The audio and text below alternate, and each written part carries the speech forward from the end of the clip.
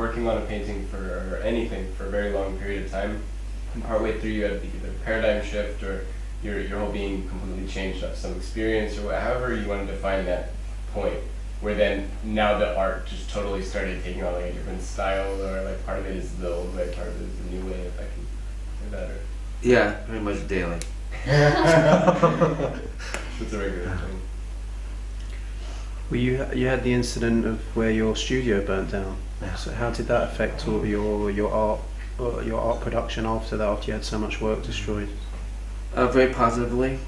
I got a new studio, which I like very much more than my other studio, and it was a nice studio, but I like this one much better. All the works that were lost? Huh? I lost a lot of work. 2,000 or 3,000 pieces of art, besides, you know, my book collection, record collection, all my files and things like that. But I tell you the truth, it didn't really affect, I shouldn't say it didn't affect me, it didn't bother me, it didn't upset me, it didn't hurt me, or, you know, didn't cause any disruption in my life other than taking care of practical matters. But for me it was very inspiring and very... How so? How was it inspiring? Well, I got to start all over again. That's inspiring. I love blank canvases. I like, you know, starting and creating and seeing what happens. And this was a great opportunity. I got rid of all my junk, all my garbage. All, you know, it's like it was clean. It was fresh. It was great. You know, start all over again was for me very inspiring. Wow. And I also felt that because I had done so much and lost so much, like it was a great opportunity to like say, I can do anything I want now. I don't really have to prove anything. I can just do what I want.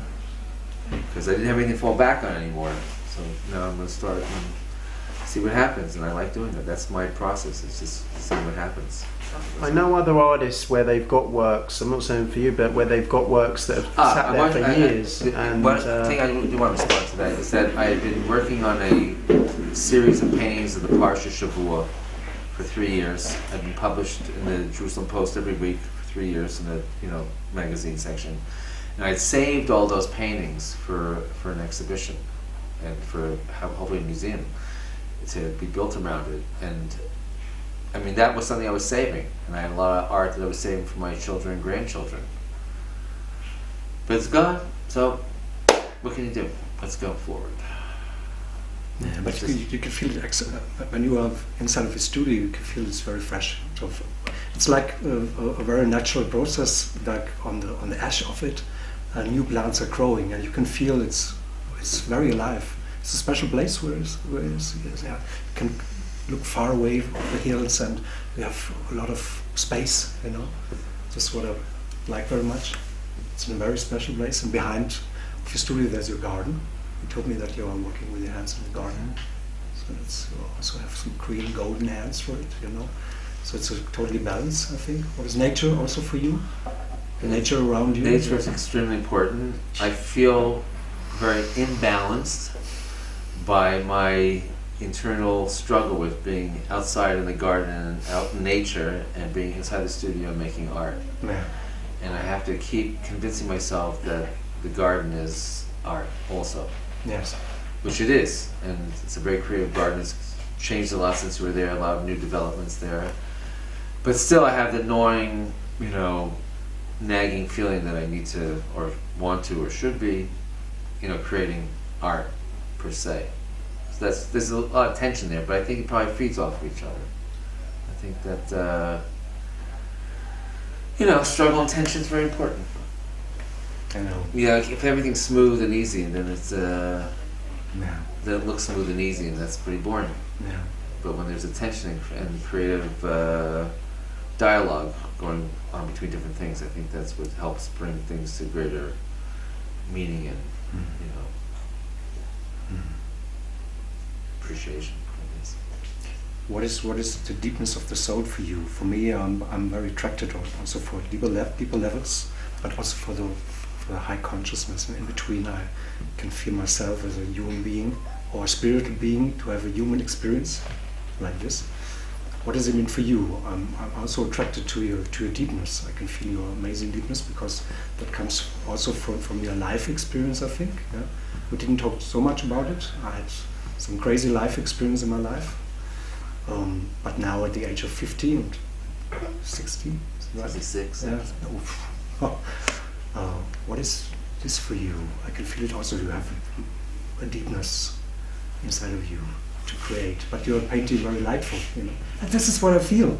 I want to reflect me inside of you. You're So talking about you. I'm glad that that brings it out in you. I feel I'm a pretty simple sort of guy, really, and just going about my daily routine, desires, aspirations, experimentations, struggles. But it's I don't know. I mean, I don't know what's deep here. I mean, there might be some depth in the art that comes from,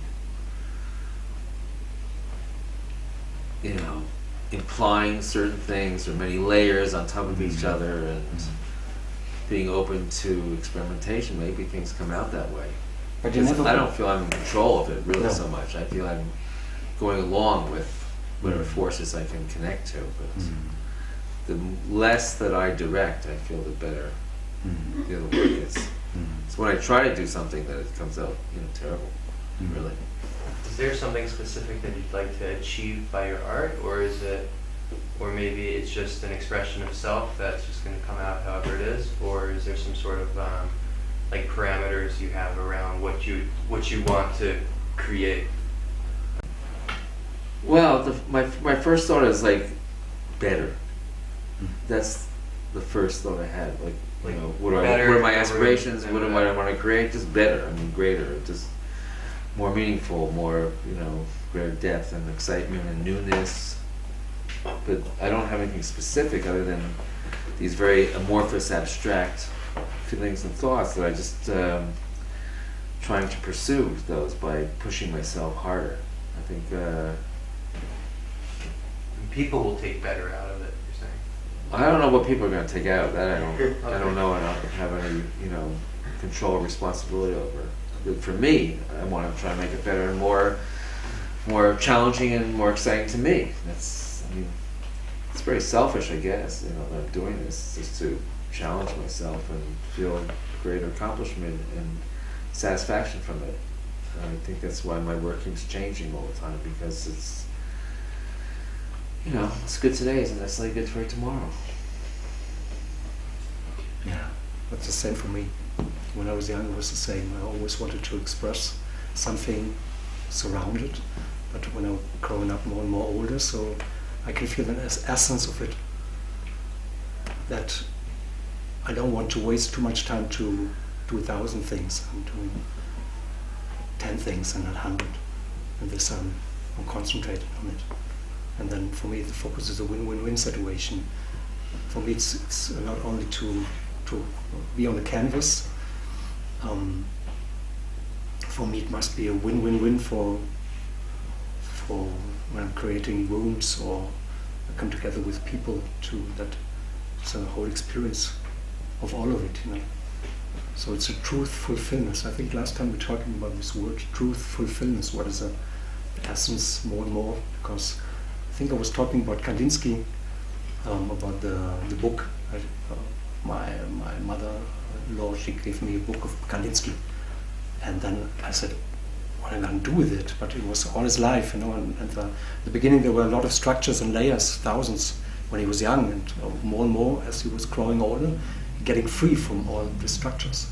So it was the opposite, or like Chagall, this last window in the Christian church in my hometown. It's a transcendental work.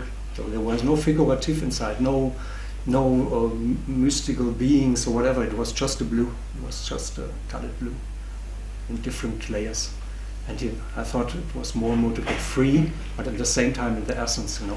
And I think this is the most truthful fulfillment maybe for an artist. To get free from all the structures, and at the same time to paint or maybe there are all of our artists, actors or writers to write an essence, not only to write 100 sides of a book, just one poetry, and this poetry is all.